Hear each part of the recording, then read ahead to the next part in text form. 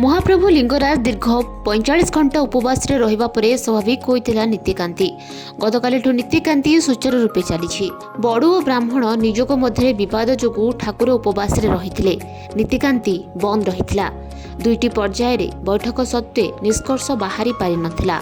शेषे trust board बैठक पर समाधान बाट बाहरी थिला। ଏହା ପରଠୁ ନୀତିକାନ୍ତି ସ୍ୱାଭାବିକ ଭାବରେ ଚାଲିଛି। ତେବେ ବାରମ୍ବାର ବିବାଦ ଉପୁଜୁଥିବାରୁ ଏହାର ସ୍ଥାୟୀ ସମାଧାନ ପାଇଁ ଏକକ ସଦସ୍ୟ ବିଶିଷ୍ଟ କମିଶନ ଗଠନ ନେଇ ସୂଚନା ଦେଇଛନ୍ତି ଆଇନମନ୍ତ୍ରୀ। ସୂଚନା ଅନୁଯାୟୀ ବନ୍ଦ ହେଲା ପ୍ରଭୁ ଶ୍ରୀ ଲିଙ୍ଗରାଜଙ୍କ ନୀତିକାନ୍ତି। ପୁଣି ପୂଜା ପଣ୍ଡା ବଡ଼ୁ ନିଯୋଗ ମଧ୍ୟରେ ବିବାଦ ପାଇଁ ନୀତି ବନ୍ଦ ହୋଇଥିବା ସୂଚନା ରହିଥିଲା। ପଇତା ଲାଗି ନୀତି ନେଇ 2019ରୁ ଲାଗି ରହିଥିଲା ବିବାଦ।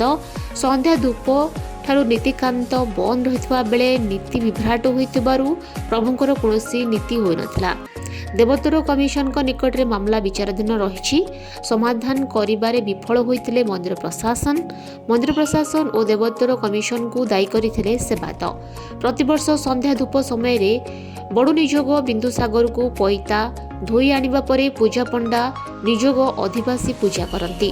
ଏକ ବର୍ଷ ବଡ଼ୁ ନିଯୋଗ ମନ୍ଦିର ପ୍ରଶାସନକୁ ପଇତା ଧୋଇବାର କିଛି ପ୍ରମାଣ ଦେଖାଇଲେ ପଇତା ଧୋଇବୁ ବୋଲି କହିଥିଲେ। ପରେ ପଇତା ବିନ୍ଦୁସାଗରରେ ଧୁଆ ହୋଇପାରିନଥିଲା, ନୀତି ବଢ଼ିନଥିଲା। ସନ୍ଧ୍ୟା ଧୂପ ପରେ ଏହିଭଳି ବିଭ୍ରାଟ ଉପୁଜିଥିଲା, ଯାହାଫଳରେ ମହାଦେବଙ୍କର ନୀତିକାନ୍ତି ବନ୍ଦ ହୋଇଛି।